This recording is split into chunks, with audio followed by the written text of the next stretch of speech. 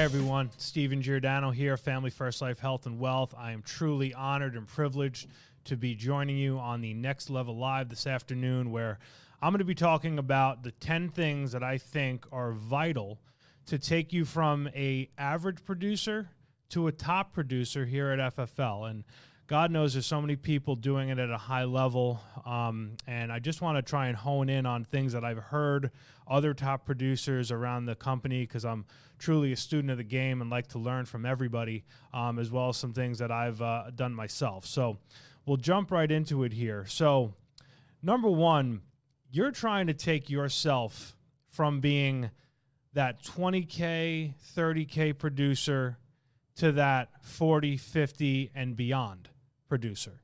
And there's a bunch of things that you're going to need to do to get you there, and I really want to dive into what those things are today.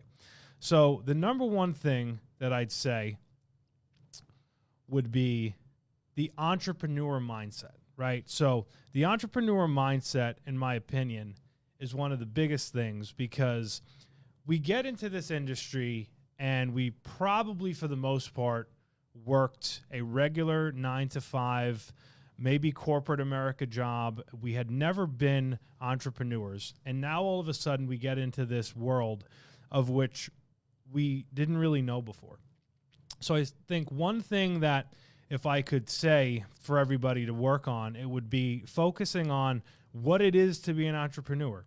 Everything that you knew in a past life, in whatever business you were in, working that job where you were paid, whether it was hourly or salary, you literally have to throw it away, because that's not the way this works. This is an entrepreneurial business and a venture where you are putting up capital to make 5, 7, and 10 times back your money on the regular. And that can be very uncomfortable. It can be unnerving. It was unnerving for me. It's unnerving for most. But I think if you start to think in a different way and start reaching out to people that are entrepreneurs, obviously talking to a lot of people and mentors at FFL and uplines and things of that nature, but seeking things out. I remember when I got started, I would look on YouTube and just look for entrepreneur-type videos and start listening to some top people around the country that were doing it at a high level. I mean, go on Google and look up the top 10 entrepreneurs and net worth people and start mimicking their habits and their thought process and their mindset. And we've talked about going all in many, many times, you know, from conventions to training. Going all in is a big part, in my opinion, of what the entrepreneurial mindset really is, because that's what you're doing. You're saying, I'm burning my boats, I'm completely going all in, and there's no turning back from this. There's no tiptoeing, because the fact of the matter is, people that tiptoe into doing this, they don't have great success because they have a backup plan. You need to go at it where there's no backup plan. And I think a lot of times if you are in that kind of, you know, I wallow around and I'm not consistent and my production isn't where I want to be every month, and sometimes I buy leads and sometimes I work all my old stuff, you don't have the right entrepreneurial mindset that you need to take yourself to being that upper echelon top tier producer. You know, if you look at producers that produce at that high level, their lead budget is insanely high, and they don't necessarily worry about it or care, because they understand that if I can put out, and then even if I'm not a great producer, I can make 5 times back on my money, 7 times, 10 times. And as I get better, you know, the numbers grow. They're not confused about that. So I think the number one thing you have to do is really laying that groundwork on, I need to put out a little bit of money and I'm going to make a whole ton of money back because of the system, because of the way the leads work, and because of the fact that I'm going to work, because nobody's ever going to spend money and then not put the work in behind it. So number 2, sacrifice over desire. So I talk about this a lot when it comes to sacrifice, and I think one of the biggest things that you'll see a lot of times is people will talk to you about their goal. I want to hit the Hall of Fame. I want to write $1 million. I want to have a massive agency. I want. Okay, that's great. But what are you willing to give? If you focused as much on what the sacrifice side of that conversation looked like, comparatively to what the desire looks like, you would get all of the desires that you ever wanted. But the problem is people talk too much and focus too much on what they want. We all want, but are we all willing to give? I know in my year last year, writing 1.3 million, it was hard. It was challenging. It stretched me to limits that I never thought I could go to. And I sat down with my family and wife and said, this is what we want and why we want it, to be able to have financial freedom, build a business, list goes on and on. But this is what we're going to need to give up. We're going to need to give up time. We're going to need to give up going to every barbecue. We're going to need to give up going here, there, and everywhere. And it was hard. But you know what? It was worth it. Because now we're able to do things in our business that I never in a million years thought we'd be able to do, and the same on the personal side. And we all know that this business is the vehicle that creates passive income to where you don't have to sacrifice like that forever. And I think a lot of people lose sight of that. Understand that it's short-term pain for long-term gain, and knowing that it really, really is very short-term to the things and that you can create here at FFL because of the system that Sean's put in place. But you have to come to terms with what your sacrifice will look like to go from I'm just writing a little to, man, I'm writing a lot. And now I have cash flow, and that opens up so many different avenues for me in my business and all the different things that I'm looking to do with it. So, number 3, the power of 4 a.m. Obviously not the first time we've probably heard this. If you are friends on Facebook with many people at FFL, you will see myself, you will see Dave Witchard, you will see, the list goes on and on and on of people that are up at 4 a.m., that are typically going to the gym, starting their day, and really what they're doing is they're making a decision that means I'm winning today while other people in the world are losing. And make no mistake about it, it's black and white. There's no gray area. If you want to be a top producer, you have to do the things that the rest of the people, not only in this company, but in this industry, are not willing to do. How do you create more hours in your day? We all get 24. How do you create more? By getting up early. There's so many different things that happen for you mentally, emotionally, spiritually, when you get up early, and it sets you apart and it sets you ahead. And that is what it's going to take, because nobody has crazy innate talent in this company or anywhere, because we say it takes no talent, and it's obviously the truth. Nobody has this crazy innate talent. It's work ethic. Obviously, we've talked about it. The system works. But what are you willing to do? How much more are you willing to give it on the side of getting up early, working hard, having a great work ethic, and understanding that if I get up early and someone else in my, realm of insurance, whether it be at FFL or somewhere else, is sleeping in, that I'm going to win and they're going to lose. It's as simple as that. So you need to make that decision. If you're a $20K a month person, that's great, and you're getting up at 7 and rolling into dial day at 9.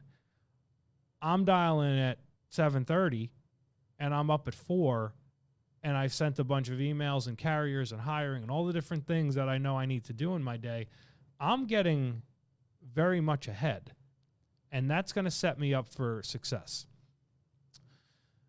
So, number 4. Proper lead strategy.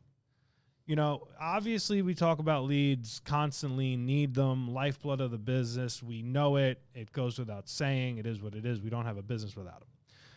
But the proper lead strategy, right? Am I diverse in my leads? Am I looking at different areas with my leads?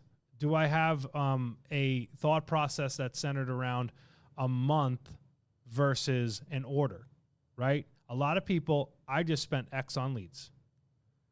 That's awesome. What are you spending next week?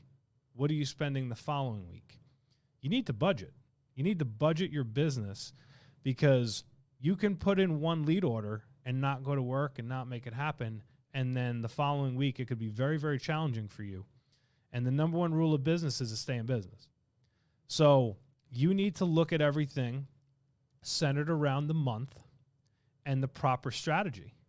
We have so many different types, and I feel like every week there's another email or post talking about a different type of lead, a different vendor that we've partnered with that's going to give us a great strategy.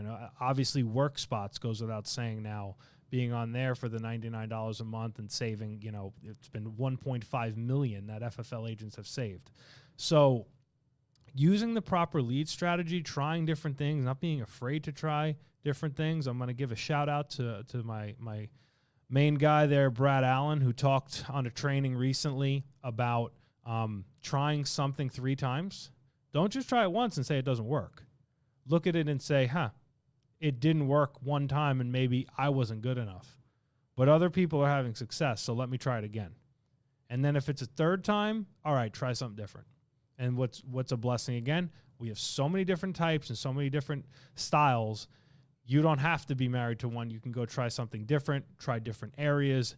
Just experiment, try. It's not going to hurt you to try. The only way that I learned in the beginning when it came to leads was I just bought everything.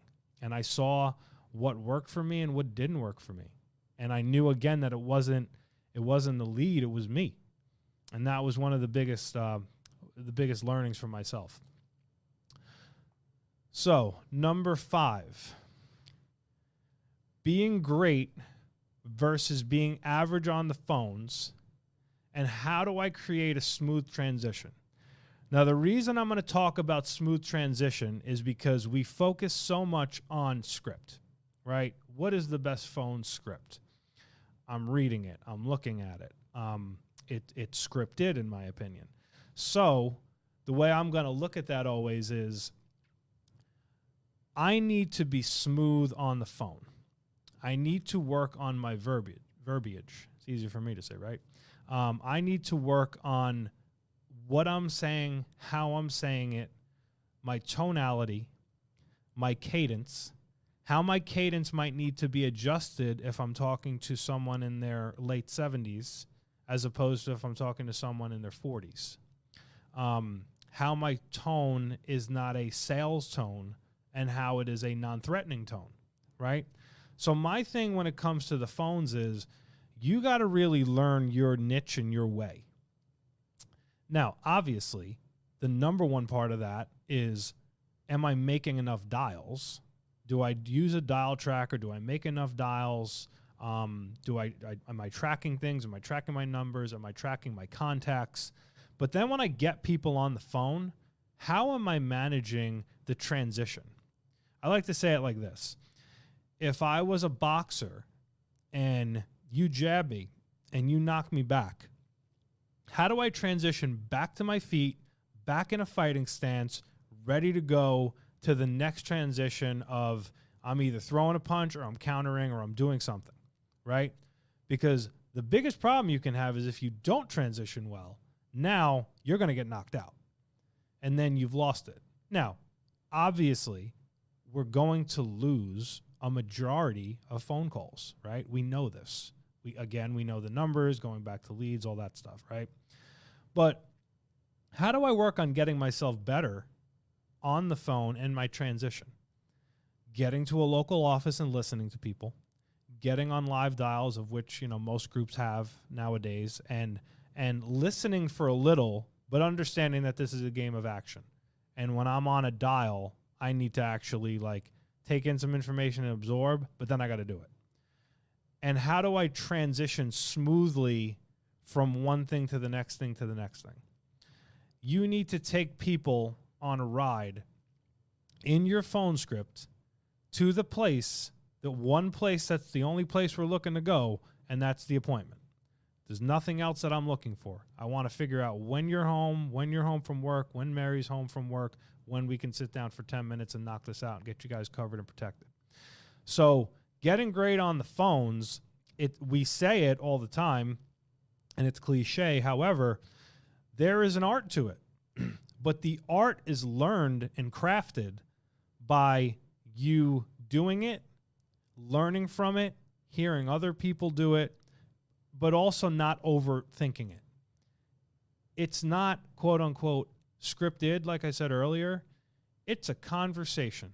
Two human beings having a conversation. One has an interest in something, and the other one's on the other end, ready to take the order and ready to fill the interest for the client and help them with what they're looking for.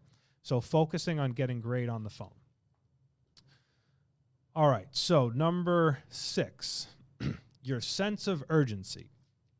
This might be one of my favorite because, in my opinion, to take yourself to the top of the leaderboard, you need to have a tremendous sense of urgency. So let's give the example. If I'm running late to get to my office to dial, I feel it on a dial day. I just do. It's I'm built that way. I'm wired that way. Why is that? Because I know that every second that I lose, that I can't attack the phones, I feel like it's premium that's flying out of the window. Because I know now my day is going to get harder and harder and harder and harder. Because I know what it takes to book 15 and 15. It takes time, dials. It takes energy. So my urgency is around that. And I like to call it money-making time, right? The time we dial is money-making time. You need to have urgency around when you dial, how you dial, and getting yourself to the amount of appointments that you need. It's the same thing in the field. I need to have urgency around in the home, getting people to understand through great questions why I'm there to help them, and then I'm asking questions to figure out what they need and how I can fill that void. So there's got to be tremendous urgency around everything that you do to take yourself to that top tier of being the top producer that we're looking to be, and it has to just be fluid. Your schedule is your sense of urgency, right? If you know you're dialing from 8 a.m. until you book your appointments, and you know that you're in the field 12 hours, 8 hours, 9 hours, 10 hours, whatever's working for you to hit your goals and to hit that top level, you have to have tremendous sense of urgency. You got to feel it, and you have to also eliminate the distractions.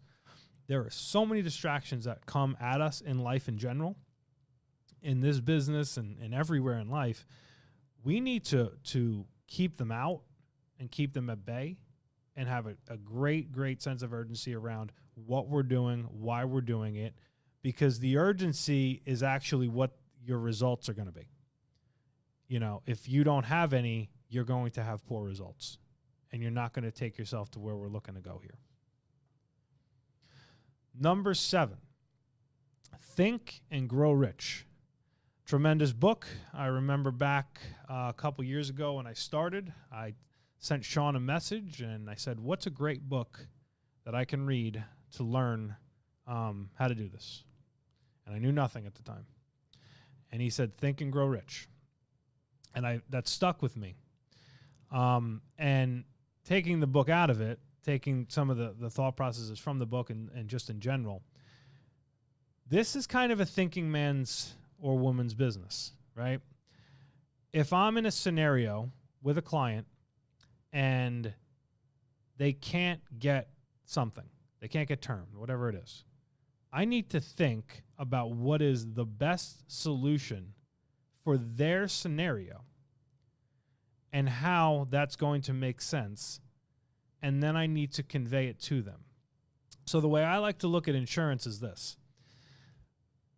We're looking at it as a way to fill a void, fix a problem, think about their overall scenario, what life looks like with or without. Definitely honing in on loss. That's what insurance is. Insurance is filling the gap of loss and filling it with what they need at the time when someone passes away, right? So you need to really, really think about what the solutions are for people. And I like to do it in this way. I put myself in their shoes. So if it was me and my significant other, and she loses X, I lose X, this does that, what's going to make the best sense for them? What's going to make the best sense for me as I'm thinking about myself? And then I'm going to be passionate in my conviction about why what I am presenting makes great financial sense. So you're thinking and growing rich. You're thinking and finding an overall solution to the problem. Be a problem solver. You don't have to know every product. You don't have to know every bell and whistle, but you do need to know how to fix people's problems. And the more problems that you fix, the more clients you'll protect, the more money you will make for you and your family. But it's a thinking business. Now, how do we replenish ourselves and our brains and the things that we need to know and learn? In non-money making activity time, right? So when I'm done dialing in my schedule, I'm listening to something. I'm always listening to something. The other part of that is you need to be the person that says, I need to get better.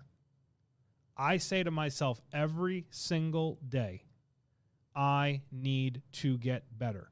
How do I get better? How do I find knowledge? Whether it's FFL related, insurance related, life related, entrepreneurial related, whatever it is. How do I get better? And if you always have that process, guess what? And that thought process for yourself, you're always going to get better, because you're always going to be seeking out knowledge and information that's going to help you take you to the next level and learn things.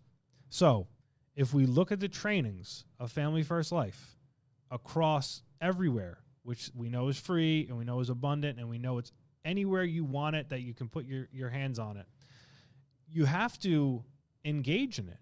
You have to be willing to put in the time. And let's face it, we have so much drive time and different time after we're done dialing again.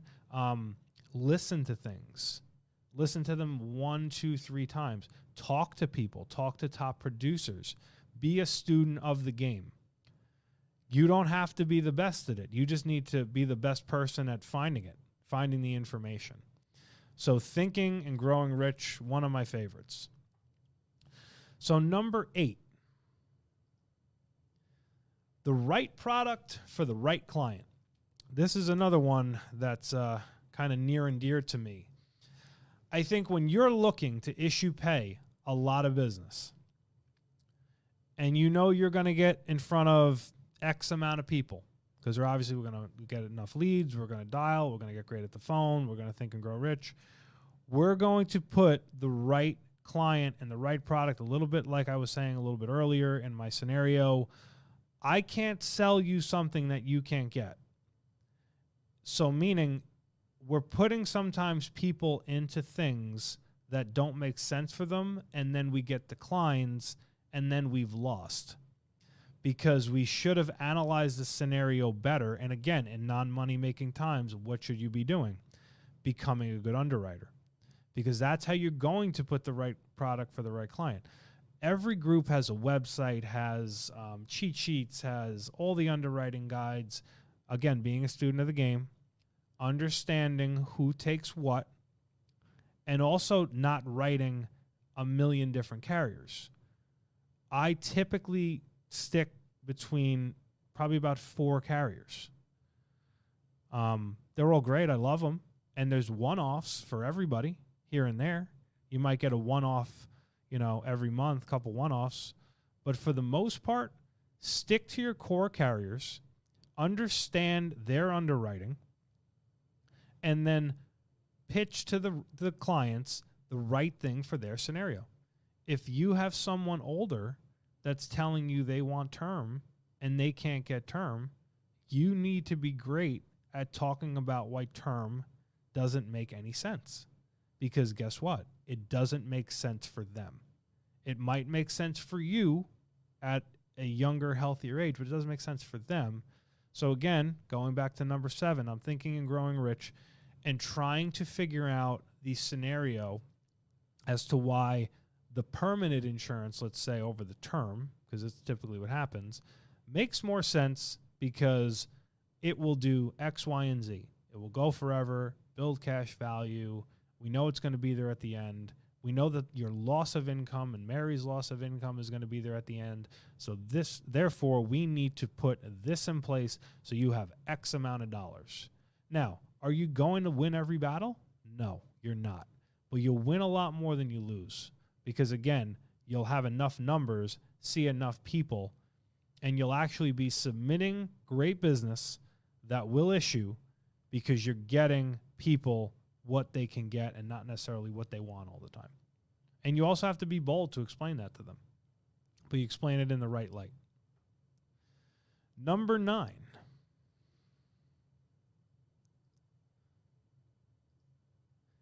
Lead resolution. Very interesting one, number 9, lead resolution. So I heard this from Andrew Taylor, and I took it to heart a while back. He said he just wanted to get in front of every lead and resolve it one way or another. So ask yourself, are you doing that? I can be honest and say I don't always do it, but I try and do as best a job as possible of doing it, and I've done a lot more of it recently because I heard it and it just made a lot of sense. Get a yes or a no from people. Resolve the leads. Don't be afraid to door knock. People have said to me, hey, you still door knock? You wrote over $1 million. And my response is, yeah, that's why. I got to get in front of a lot of people. There's people that need us that just don't answer their phone.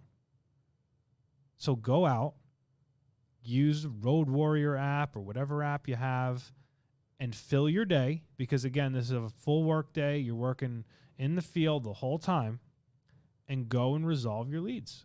Get in front of people. The people that are top producers are doing that. And guess what? If you're a 30K producer and you could door knock more than you ever have before and add 10K more, and now you're a 40K producer, what belief level would you have in door knocking? What belief level would you share with your team and your agents as to why it's important? You paid for the lead. You need to resolve the lead. I know it's a simple thing and cliche and probably said it on multiple trainings, but it is the truth. And I think it's something that doesn't always happen, and it needs to happen more because you will find gold if you resolve every lead. And it's something that mentally you can kind of keep yourself accountable when you're in the field. Like, this is what I need to do. This is what this job entails to be successful. Just be willing to do it. Drive to someone's house, knock on their door, don't overcomplicate it, show them the form they filled out, let them know that you're in the area, meeting with some families, helping them out, wanted to see if they had 15 minutes to go through it. Shoes on or off, go in, meet them, do your appointment, and then if absolutely they can't, book an appointment or leave a door tag, leave something, and they'll call you. And I promise you, your production will increase just by increasing that work ethic and activity. All right, and number 10, final one here, mental toughness. Mental toughness, guys, is going to kind of take us a little bit back to number 1 as well in the entrepreneur mindset, but toughness, in my opinion, mentally is really what's going to take you over the top. You have to understand that you're going to lose many battles on the phone, on the in-home, chargebacks, whatever. You're going to lose. You have to be mentally strong to understand that there is a tomorrow. You're living to fight another day. It might not have worked out today. But you know what? If you go to work and you do all of those things again tomorrow, something is going to break right for you.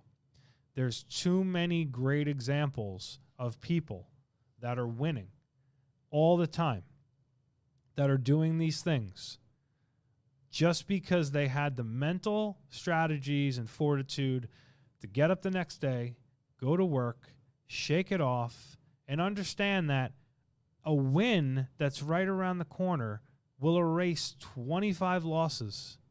You know, you go get a $200 a month policy after you had 7 no-shows in a row the day before. You just made $2,400. And guess what? You got more appointments because you kept your activity high. You got more people to see. You got more leads coming in. So keeping yourself mentally strong during the tough times, probably the biggest issue that I see a lot of times, particularly with new agents, is they see monster success that we have. And then when things get hard, they fold. You need to be strong because you'll get there. You'll be okay. There's going to be a tomorrow. You just need to keep fighting through it to find it. And then what's amazing about this business is you find it, and now your belief level's through the roof. And as long as you keep yourself even keeled and don't get too high, don't get too low, you're just going to keep on going. And you know what? You'll go lose a little bit more. You'll go find a few more wins. And along the way, you're going to get stronger and you're going to get better. But when things get hard, you must go harder. You need to handle adversity and understand that this is a big picture game, and we don't win it or lose it in one appointment, one home, one day, one somebody told me they're not interested. And if you can do these things, I truly, truly believe that you can be that top-tier producer that you want to be and that you should be, because the system is too good for you not to be. So I hope this helps. It's truly, again, an honor and a privilege to be on here today. And if anybody needs anything, please reach out, and I'd love to go through these things with everybody. I wish you all the success, and thank you so much for all you do every day. Take care. What a wonderful world.